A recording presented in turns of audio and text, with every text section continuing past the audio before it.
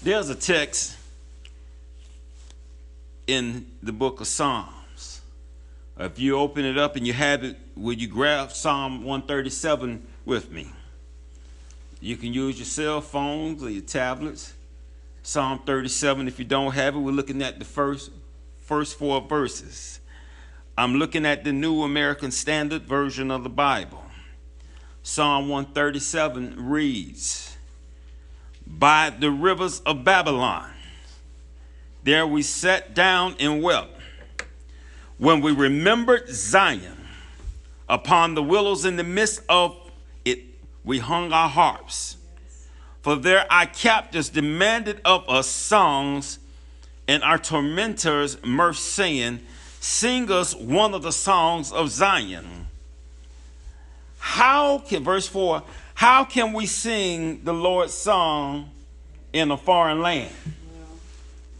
Some versions read, how can we sing the Lord's song in a strange land? If I can place a tag on this text, and I want to talk about being in a strange land. In 1970, there was a song recorded by the Melodians in Jamaica called "By the Rivers of Babylon." The song quickly became well known in Jamaica. According to Brent Doe, the group's founder, the song was initially banned by the Jamaican government because of his overt Rastafarian references. And it was considered subversive and potentially inflammatory. But they say after much protest, the song was removed from the ban list. Many Jamaican Christians sung the song "By the Rivers of Babylon" as a tribute to their memorial and independence. The government lifted the ban, and it took only 3 weeks for the song to hit the #1 charts in Jamaica.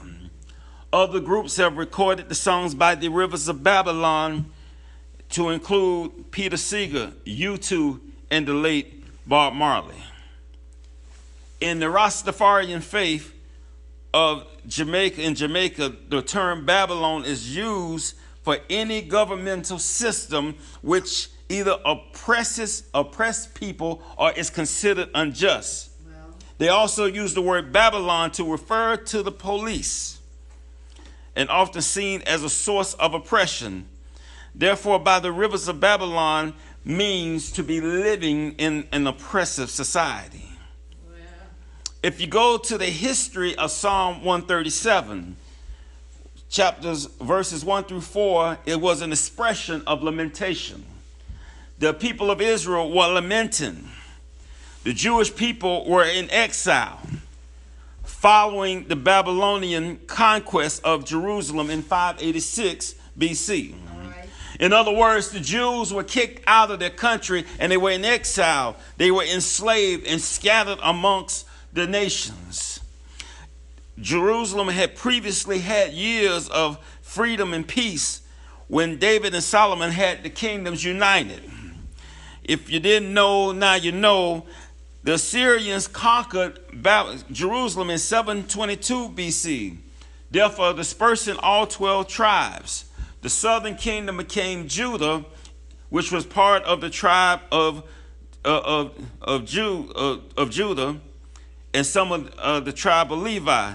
The northern kingdom was the tribes of Israel. So therefore it was split.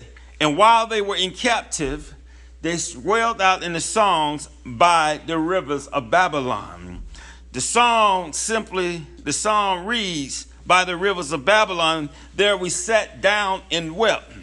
When we remembered Zion, upon the willows in the midst of it, we hung our harps. For there our captors demanded of us songs, and our tormentors mirth, saying, Sing us one of the songs of Zion. And they replied, How can we sing the Lord's song in a foreign land or in a strange land? If I can give you the KJH version of the text, it would read, By the streams of confusion, we sat and wept as we remembered Mother Africa, our homeland from which we came. Therefore we have nothing to say, as our oppressors demanded a song from us. Our slave masters wanted us to sing, but we had no songs, for we were sorrowful, because we were in a strange land and away from home. As we continue to celebrate our history, we must understand what it is, what it was, and what it will be. We come from a very diverse continent. If I can talk to you for a few minutes, the continent of Africa, not the country which some people try to relegate Africa to be, but the continent which birthed not only Christianity, but birthed Judaism, but also birthed early Catholicism of the Catholic faith, and also birthed Islam. We're talking about the same continent which in 1948, I'm giving y'all a free history lesson you can take back to school. In 1948, the UN divided and they split Africa. Basically, all of Saudi Arabia was once Africa. What you know is the Gaza Strip in Israel was once Africa. But in 1948, after World War II, when they declared and made the state of Israel, basically they took the Holocaust survivors from Germany and put them in Israel and kicked the people off their land. The war that's going on now has nothing to do with one cousin against another or one brother against another. It had everything to do with the United Nations moving the Palestinian people off of their land and giving it to the Holocaust survivors from Germany. So now we have a war. And not only that, to add madness to it, they split Israel and Saudi Arabia from Africa and they redid the land. We come from Mother Africa. Mother Africa not only housed and birthed out the Bible, as I told you last week. The Bible was canonized there, translated into Latin there. It also birthed the Treaty of Nicaea in Africa. Not only did it do that, it also still holds to this day the oldest church in the world, which is the Ethiopian Coptic church to be found on that continent. We come from a great people.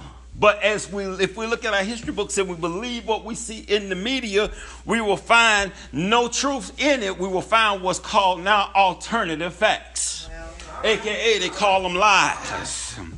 But you know, the craziest thing about it, when they brought us here in captivity, they brought us to the country, to the Americas in captivity, they took us from our homeland. They took us from the place and the cradle of civilization. And the craziest thing happened when they brought us to this land. We end up picking up the strange ways of this strange land. Can I talk to you for a few minutes? We picked up some of the strange customs of this land.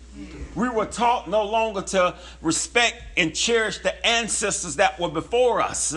They called the voodoo a wickedness of the devil. They called our way of worship of using drums and dancing evil and demonic.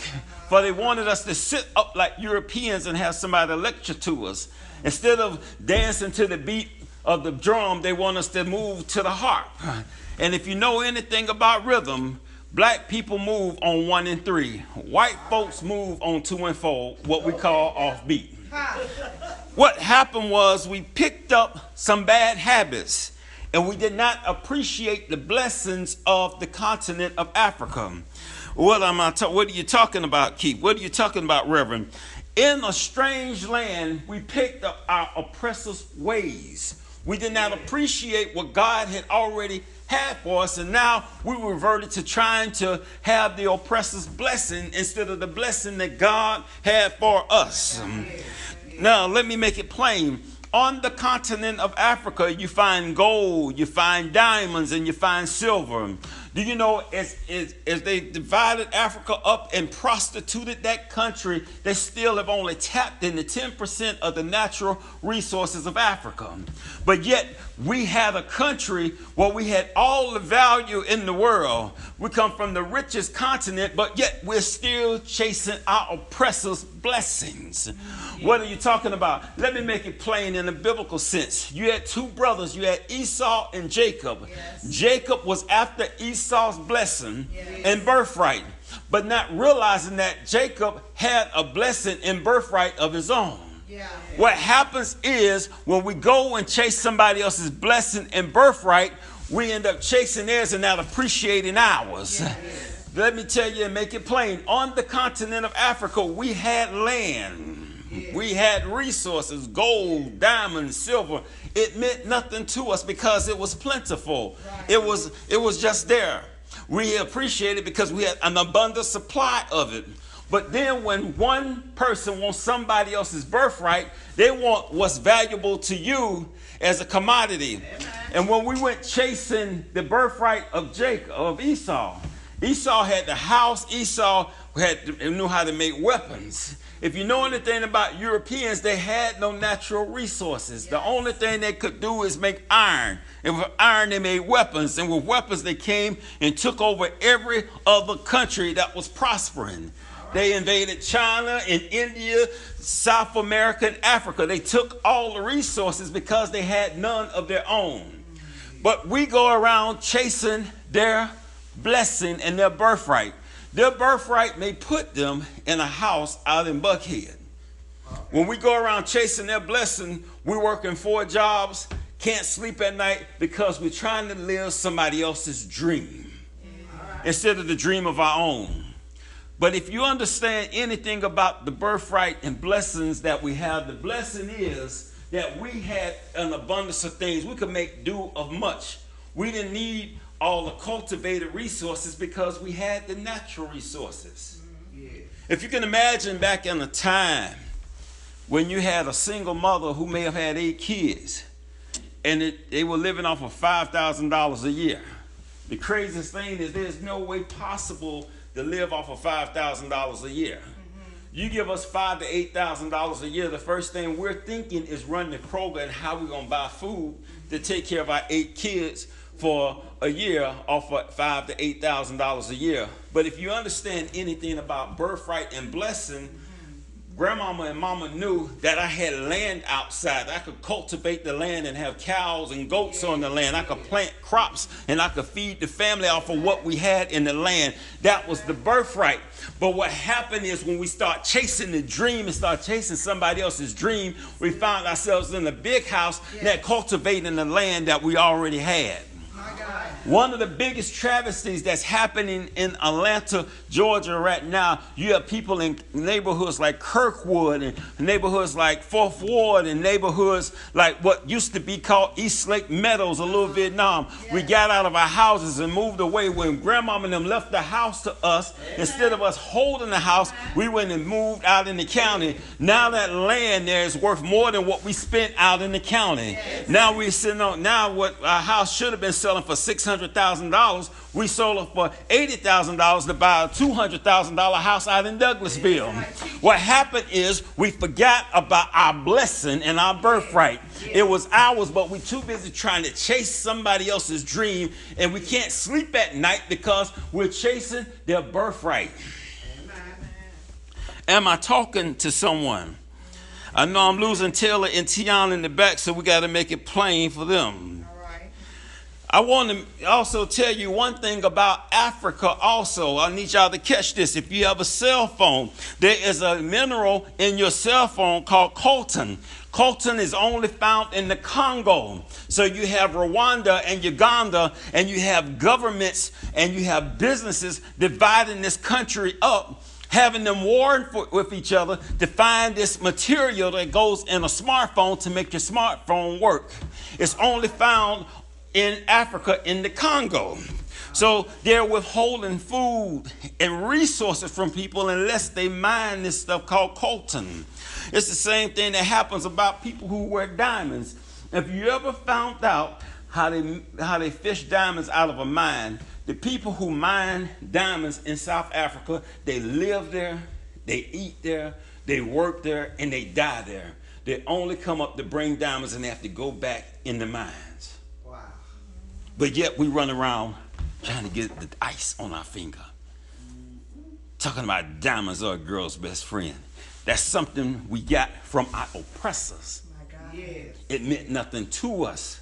It was a valuable element, but now we got to have the biggest ring. We get married, we got to have 5.7 carats, 24 carats, 8 carats. It got to cost this much. But if you knew how those diamonds came into play, we're chasing somebody else's birthright. We're looking at someone else's inheritance instead of the inheritance that God had for us. In a strange land, we picked up strange ways. In a strange land, in Mother Africa, we were communal. We were a village. The term, it takes a village to raise a child, that was African. When we looked at how we were before integration, we were a village. You lived on the street, the village took care of you. Mama had to work, mama had to go out of town. The village would make sure you went to school. The village would make sure you ate. The village would make sure you went to church. The village would take care of you until mama could return. It took a village, and now we went from being a village with a birthright and a blessing now to being individuals in gated communities, eating great pecan mustard on our sandwiches. All right. There was a birthright and a blessing. But when we found ourselves in a strange land, we no longer thought it fitting now to go to our black churches and shout and have church and be able to be emotive in our worship, to be able to be expressive. Now we want to sit up like we're listening to Joel Osteen, holding up a book talking about, this is my Bible. It is what it says it is. It is what I say I ain't. But I tell you, there's nothing wrong with the birthright and blessing that we had. Yes. Something about grandmama's religion got her through, but we act like grandmama's religion ain't good enough for us anymore. Now we got to just stick purely with praise and worship and big screens on the walls.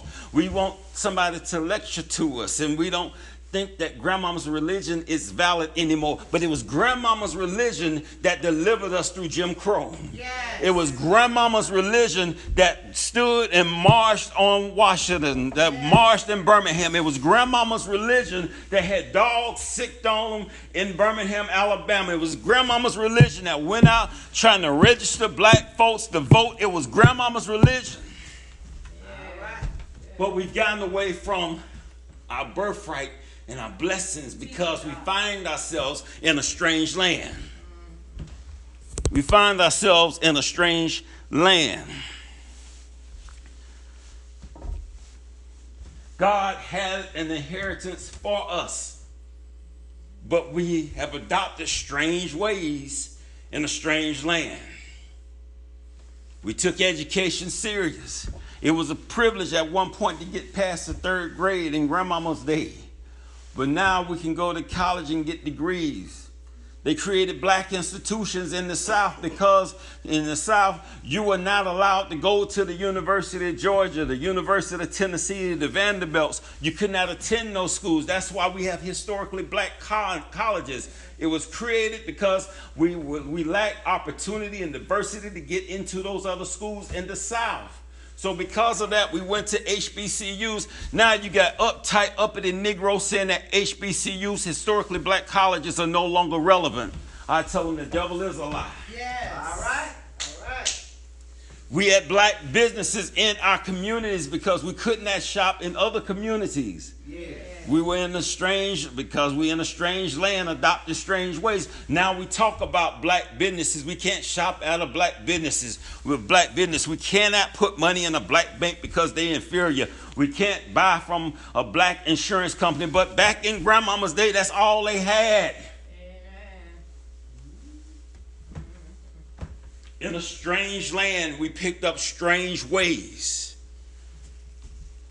And as the song says, it says, how can we sing the Lord's song in a strange land? For there our captors demanded of us songs. And as the Key version says, the KJH version says it'll be out in stores real soon. We had no songs to sing because our slave masters demanded from us songs. They wanted songs from our home, but we were too sad to sing, for we were in a strange land, away from our home. We wept at what they've done to our homeland. We wept for how they mistreated us in this country. We wept because they divided us by skin color and skin tone, by the light, bright, darn near white, with something called a Willie Lynch syndrome, separating Negroes by their skin tone, allowing them into certain organizations by their skin tone, into certain universities by their skin tone. They had us believing strange things. They had us perming our hair and trying to make it straight, trying to look white, bleaching our skin because we were picking up some strange ways. Instead of appreciating the diversity of our color, our pigmentation, which allowed us to endure in the sun, which allows us to go into space and not suffer from diminishing bone density capacities. Something about being in a strange land. We wanted to adopt our oppressors' ways. We wanted to talk like our oppressors and adopt everything about them. We felt we had to become and act more like them for acceptance. But we did not have to act like them because we were home. But when you put us in a strange land, we picked up some strange ways and lost our identity. If I can tell you as we get ready to bring it home, how could I sing while being shackled? How could I nay when the oppressor was telling me no, no? How could I whip when my women and my children and my brothers were being whipped? How I could not juju on the beat for the beat down that my people were taking. But knowing God had a plan for us and was trying to get us to understand who we were and where we came from, we could sing songs like Sweet Low, Sweet Chariots. I'm going to carry me. We could now sing, we sung songs like How Come Me, Lord? I've been buked, but I've been scorned.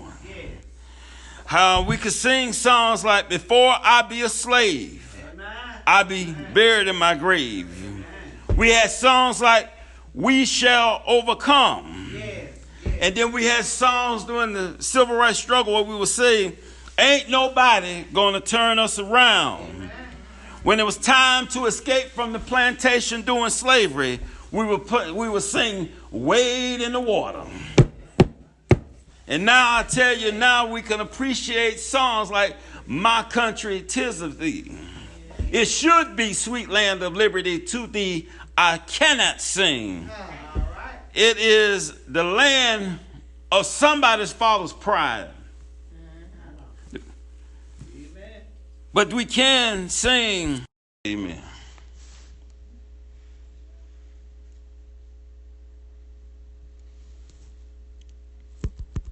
Amen. Amen.